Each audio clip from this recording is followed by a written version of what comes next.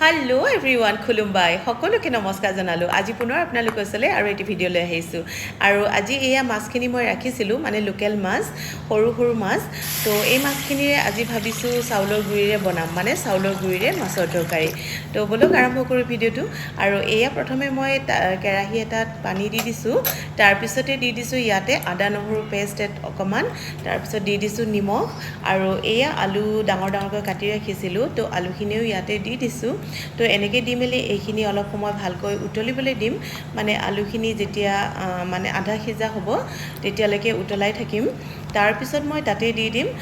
মানে চাউলৰ গুড়ি আৰু এইখিনি মই চাউলৰ গুড়ি কৰি ৰাখিছিলোঁ আৰু চাউলৰ গুড়িখিনিও ইমান বেছি মিহি কৰি গুড়া কৰা নাই মানে অকমান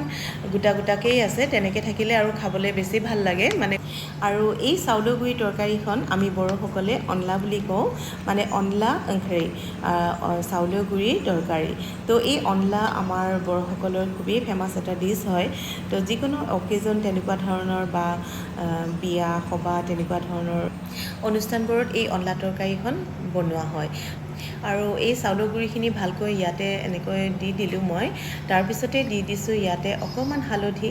আৰু ইয়াতে দি দিছিলোঁ ছ'ডা খাৰ অকণমান কাৰণ এনেই খাৰ আচলতে যিখিনি কলৰ খাৰ নাছিলে মানে শেষ হৈ গৈছিলে সেইকাৰণে ছ'ডাই ব্যৱহাৰ কৰিছোঁ আজি আৰু ইয়াৰ পিছতে দি দিছোঁ মই সেই সৰু মাছখিনি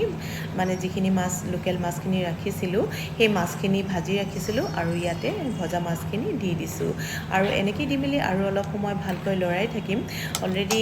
আলু সিজিয়ে গৈছে আৰু এনেও এই তৰকাৰীখন লাৰি থাকিব লাগে যদিহে এনেকৈ লাৰি থকা নাযায় তেন্তে গোটা হৈ যায় সেই গতিকে বনাই থকা সময়ত লাৰি থাকিব লাগে আৰু এয়া প্ৰায় মোৰ তৰকাৰীখন হৈয়ে গ'ল গতিকে আপোনালোকৰ বা কেনেকুৱা লাগিল ভিডিঅ'টো চাই যদিহে ভাল লাগিল তেন্তে কমেণ্টত জনাবলৈ নেপাহৰিব